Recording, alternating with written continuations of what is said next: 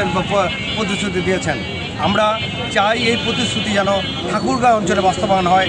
ঠাকুরগাঁও পঞ্চগড়ের স্বাস্থ্যসেবা অবহেলিত মানুষ যেন এই হাসপাতাল থেকে পূর্ণাঙ্গ স্বাস্থ্যসেবা পায়, আমরা সেই দাবির জন্য এই রাস্তাতে দাঁড়িয়েছি। ঠিক আছে। ইকো কলেজের একাদশ শ্রেণীর একজন শিক্ষার্থী।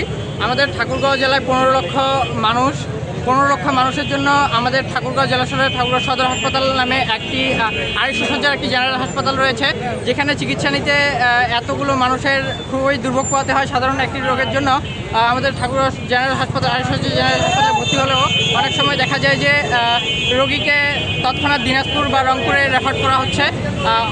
অনেক রোগী প্রতিমধ্যেই দেখা যায় যে মারা যায়। এটি আমাদের জন্য খুবই কষ্টদায়ক।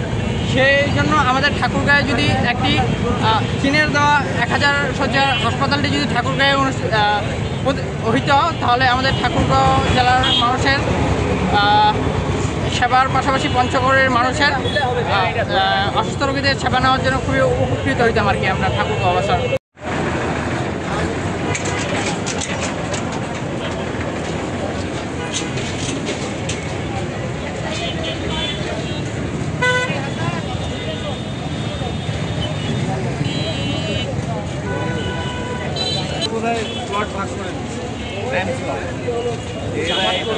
এক সময় হলে ভালো হইতো।